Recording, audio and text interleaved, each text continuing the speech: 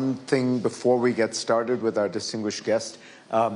This is being recorded for my Sunday show, so I would appreciate it if people would not show either very loud signs of approval or disapproval. It would just make it easier if we don't have any noise from the audience. It's a great pleasure to be able to do it, and so I hope you'll make it possible. Let's get started. Joining me now, of course, is a man who needs no introduction, probably the most famous visible face of Iran over the last 3 decades that people have encountered. Deputy Foreign Minister, Ambassador to the UN, now Vice President. Javad Zarif, pleasure to have you on. Good to be with you. Let me begin by telling you what it looks like to me right now in terms of Iran's position in the region. I think one could make an argument that Iran has never been in a weaker position. You made a huge bet on Assad in Syria, enormous amount of money, arms, militias. Assad is gone. Hezbollah, a key ally in Lebanon, has been decapitated by my count 3 times over, decimated in terms of its force. You have relations with Hamas. Hamas leadership has been destroyed. Its tunnel infrastructure has been destroyed. The whole idea of the axis of resistance, these militia groups, these sub-state actors that were going to push back against Israel, against the Gulf Arabs, perhaps American interests, it all seems to be much, much weaker than it was before. I'm sure you're going to disagree, so tell me why. Well, first of all, let me make 2 points, because we don't have much time. First point, in 1982, if you can remember, Sharon invaded Lebanon, pushed all the way into Beirut, because in 78 he pushed all the way until the Litany River in order to prevent the Palestinians from firing into Israel. And then in 82 he went all the way to Beirut in order to basically decimate the Palestinian resistance. If you remember, he sent Arafat to exile, to Tunisia. Tunis. So what happened? From 1981 to 1987, Islamic Jihad was born in 81, Hezbollah was born in 82, and Hamas was born between 85 and 87. So I wouldn't suggest anybody to start rejoicing over destroying Hamas, Hezbollah, or the Palestinian resistance, or to cutting Iran's arms, because the resistance will stay as long as the occupation stays, as long as repression stays. Resistance to Israel, to Israeli occupation, to apartheid, to genocide, existed before the Iranian Revolution. It came to being reinforced exactly at a time when Israel and Sharon believed that they had wiped out the resistance. I think right now, as you look at Gaza, Hamas is still there. Netanyahu did not achieve his goal of destroying Hamas. Hamas is still there. Israel had to come to a ceasefire, temporary. I hope it will be permanent, for the sake of 50,000 people who were massacred, genocide by Israel, so that there won't be another 50,000. But resistance is not dead. I can tell you that the wishes for the resistance to go away has been based on a misrepresentation, a framing by Israel, that this is not an Israeli-Palestinian issue, but an Israeli-Iranian issue. That's number one. Number two, go back to 1981, 82, and move all the way to 2023, 2024. Give me a single instance when this resistance operated on Iranian behalf. They always worked for their own cause, even at our expense. They never carried our orders. We didn't know about October 7th. Actually, we were supposed to have a meeting with the Americans on JCPOA renewal on October 9th, which was undermined and destroyed by this operation. But then it makes the case that this has been a very unwise investment for Iran to be funding all these militias which are not even doing Iran's interests. Well, let's not talk about funding, because a lot of people are funding a lot of things and they're not successful. But let's focus on the fact that we have supported people's rights. Now, Israeli actions are a matter of jurisdiction of the International Court of Justice in the case of genocide, a matter of criminal jurisdiction of the International Criminal Court in terms of Netanyahu and the Minister of Defense. So, and they cannot come to Davos. The president can come to Davos because he's a nobody in Israel, to reciprocate what he said yesterday. Otherwise, he would have had to go to The Hague instead of Davos. This is the reality on the ground. People will continue to resist. Now, why am I making this statement? Because if you want to resolve the problem of Palestine, you should not look at Iran. You should look at the Palestinian issue. As long as the Palestinian issue is there, the struggle will be there, the resistance will be there, and there will be support from the international community, including from Arab allies of the United States. I take your point, but if I may, with respect, you haven't answered my question, which is about Iran's position. You've lost a key ally in Assad, you've lost, or at least you have a much weaker ally in Hezbollah. Your air defenses have been destroyed. We have reports or you tell me if it's not true, we have reports of generals in Iran talking about the fact that they've paid a very heavy price for the support of Assad. Is it not true that you are in a much weaker position? But let me make, again, a couple of points.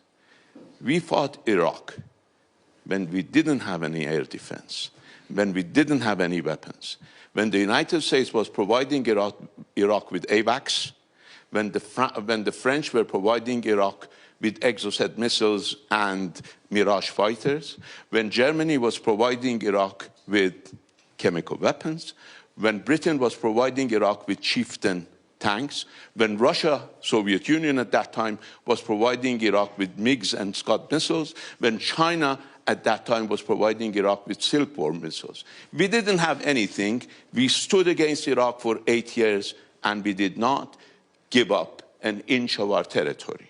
So, first of all, the story about destroying our air defense is a story, and there is a reason behind it. You're saying it didn't happen? No, we suffered, but it didn't mean that we lost our air defense. And secondly, we have fought against a well-equipped army, equipped by everybody, when nobody was giving us any weapons for 8 years, and we didn't lose an inch of our territory. And that's something that didn't happen in Iran for 220 years. For the previous 220 years, we had lost every war in which we engaged. This is the first government in Iran that has not lost any territory in the past 2.5 centuries. So we're not talking about a weak government. But I answered your question by saying that find me a single instance when these groups, which are, I think, erroneously called Iranian proxies, operated on our behalf. If they did not operate on our behalf, what do they do to our strength? Now, you can tell me that we worked on their behalf diplomatically and that gave us strength, but we never tried to cash our investment in the region. You now tell me that this was a foolish investment. I believe that you and I belong to a school of thought in social science which does not believe in only material power. We, both of us, believe in ideational power. The fact that Iran can, in fact, move people in the streets in many parts of the world gives us power, with or without Hezbollah. But let me ask you about that. We still possess that power. We can still move people, inspire people, as we did in the beginning of the revolution. Now, it may not be as good as it was, because we have our own failures domestically, and we need to work on them. Now, let me tell you what I wrote in Foreign Affairs, and you've read it. Now, for us, is the time to move forward. We have been looking at our surrounding as a threat because of our history. Now, we have proven time and again that we will not be an easy food to swallow, because we used to be. I mean, the Brits, the Russians took over Iran, imposed on us a famine after the Second World War. Nobody thinks of Iran as such an easy place to carry out their whims. So we can move forward. So let's talk about move forward based on opportunity rather than based on threats. So, but let's talk about that. Let me start by asking.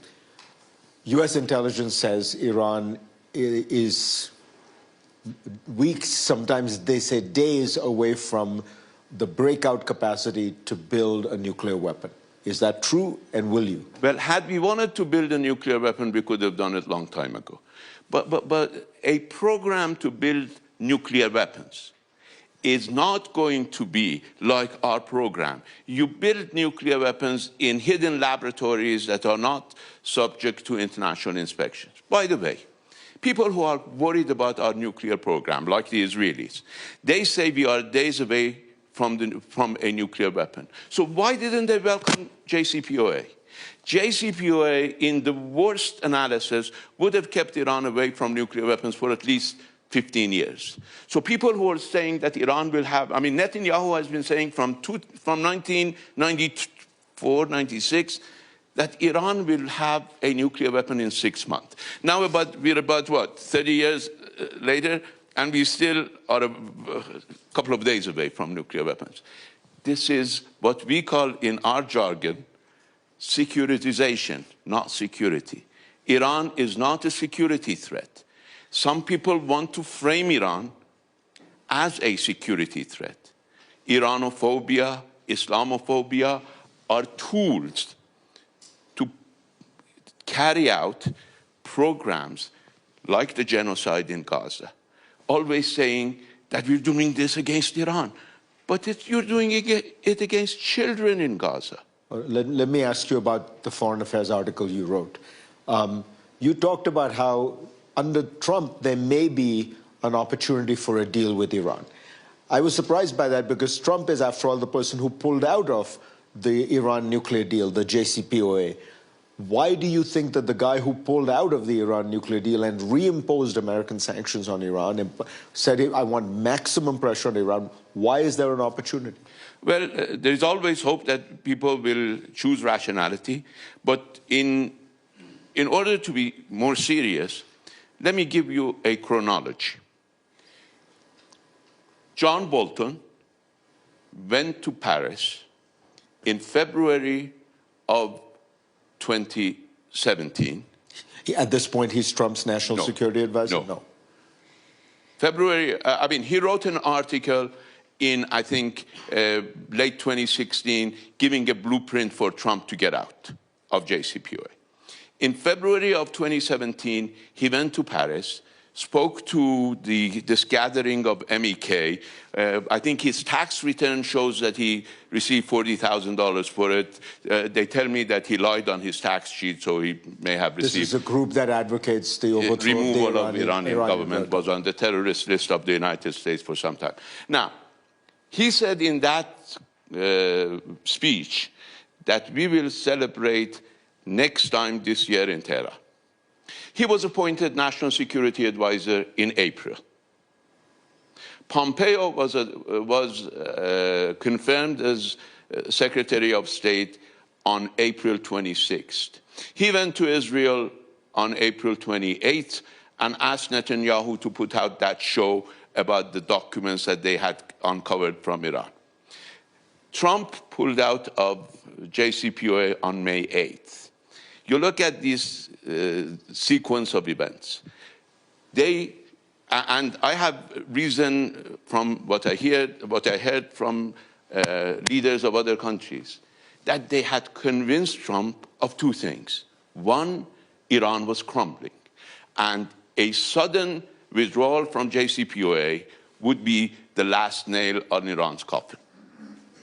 Second, that with these documents, forged documents that Netanyahu is showing, there would be an international support for the United States to withdraw from JCPOA.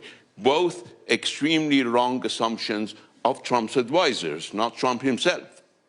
Now, I hope that this time he kicked Bolton out, he kicked Robin Hook out, he kicked Pompeo out, because Pompeo was seeking an appointment. Hook was there until, what, yesterday?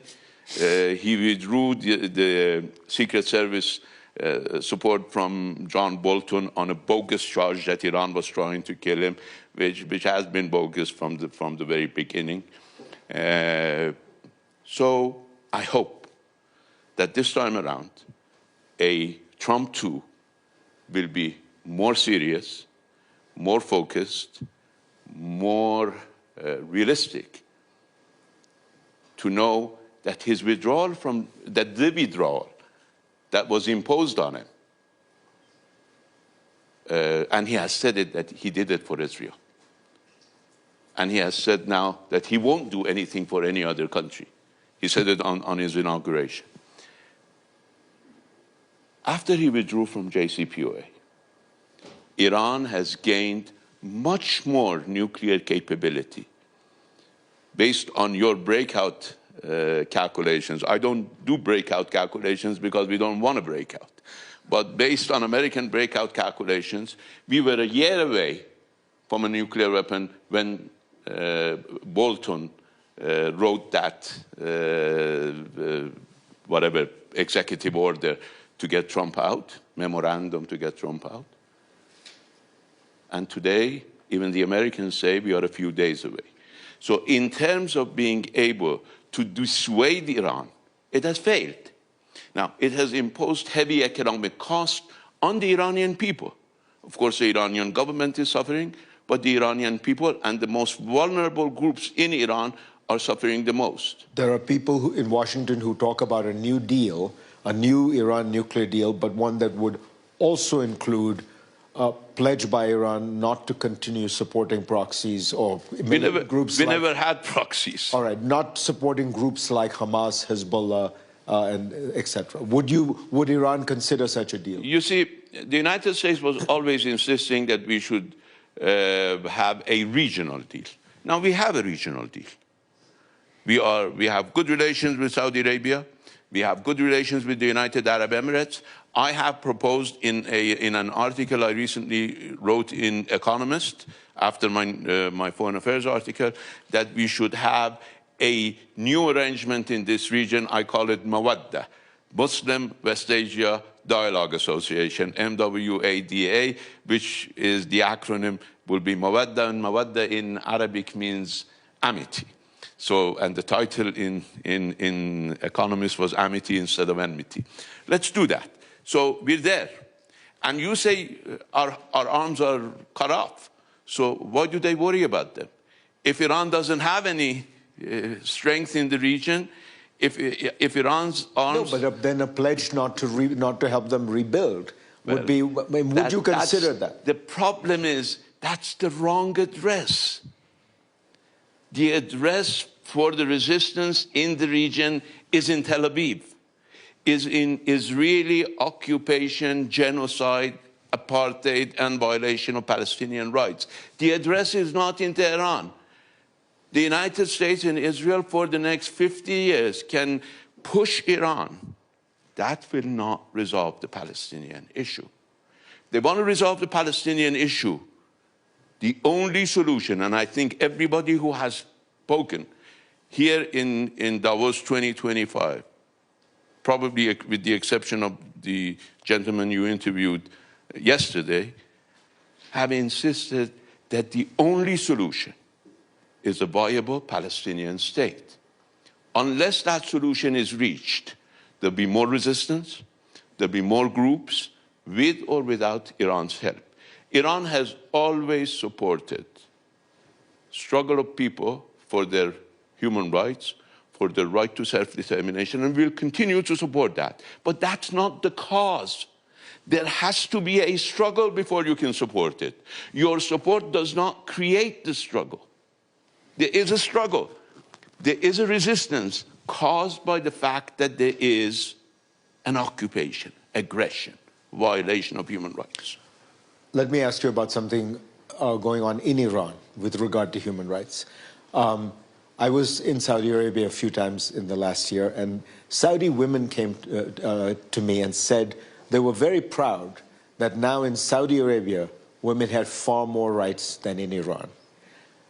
This president, the new president, has come in and said he was going to make it possible for women to wear whatever they wanted. They did not have to wear the scarves. The morality police would be prevented from what I regard as the harassment of women. Doesn't seem to have happened yet. Well, will it? Well, you see, I'm proud to have had a role in the formation of Iranian cabinet, and we have 4 women in our cabinet at the cabinet level. Can they attend the cabinet meetings with their hair uncovered? Well, they choose not to, because they... Is that a choice they believe in the law of the country. Now, if you go to the streets of Tehran, you see that there are women who are not covering their hair.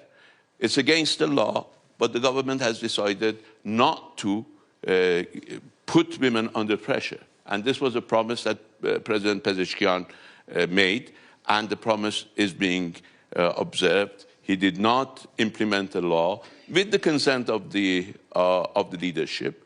I don't mean the leader, the leadership of the country, the head of parliament, the head of the judiciary, and others, National Security Council. So we're moving in the right direction. We have, for the first time, our ethnic minorities are governors in Iranian Kurdistan, in Iranian Baluchistan. We have a minority member of the cabinet. So these are things that I'm sure President Pezeshkian is proud of, and as a person who was responsible for the formation of cabinet, I'm very proud. It's not enough, Farid. It's a step in the right direction. There are hardliners in Iran who don't like you. So? In fact, you are currently, I don't understand the complete specifics, but they have taken you to court, or they have filed cases in court to have you dismissed from your current job. Yeah. Is this going to succeed? I mean, basically the argument is your children have American citizenship. My children were born in the U.S. So they're both right citizens. When I was a student. Will these efforts succeed? And more importantly, doesn't it reveal what the President of Israel said, which is that the hardliners, who are often seen as controlling core security policy, don't trust people like you, that they're going to make policy, and what you say at places like Davos doesn't matter because they're the guys actually running things? Well, actually they're not, because I'm here. Had they been running the show, I would be, I mean, according to their visions, not even free to walk in the streets, not the streets of Davos, but not even the streets of Tehran. But it shows that Iran is not a uni-voice, single-voice society. We have many voices, many views, and we cannot shut them down. Now, in other places, at one time, they shut down the voices of progress. At another time, they shut down the voices of tradition. We don't. Voices of progress, voices of, I don't like these labels, but voices that like more open policies are very active. Voices that are against us are also active. They lose in the elections, they win in the elections. Last election, we lost. This election, we won, but it was a very close competition. And first time in my life that I've done anything domestic was during this campaign, and I had to go to town after town, campaigning for President Pezeshkian, then candidate Pezeshkian. And I know for a fact, I've sensed it with all my being that this was a tough race. A real race with a real choice. It would have been much different under Pezeshkian's competitor, under his rival or whatever, in the election. If today, instead of President Pezeshkian, you had President Jalili, you might have had a major war going on in the region. So there is plurality in Iran. There are differences of views in Iran. I respect these different views. I don't accept people who are running smear campaigns against me to be shut down, or to be quieted by the government. Because if we do it to them, tomorrow they'll do it to us. And they have more power to do it. So I think it's good that they are taking me to court, not taking me, taking the government to court to try to dismiss me, because they believe my appointment is a violation of the law. That's their interpretation. We have a different interpretation, and if the case goes to the court, if the court decides that it has jurisdiction to hear it, the government will present its argument. If the court decides that I should go, I'll go. It won't be the end of the world. I'll start teaching again. I've done it. This is my third what is it? Coming back from the dead. Reincarnation. Reincarnation. I was sent back home after I was Iran's ambassador to the UN. I went home and stayed in the university for 6 years. Then I was sort of reincarnated as foreign minister. And then after my term as foreign minister ended, I went to the university and had 3 wonderful years writing 2 books. And now I'm back. I can go back to university or have a retirement. It's time. Mr. Vice President, pleasure to have you on. Good to see you, Farid, again.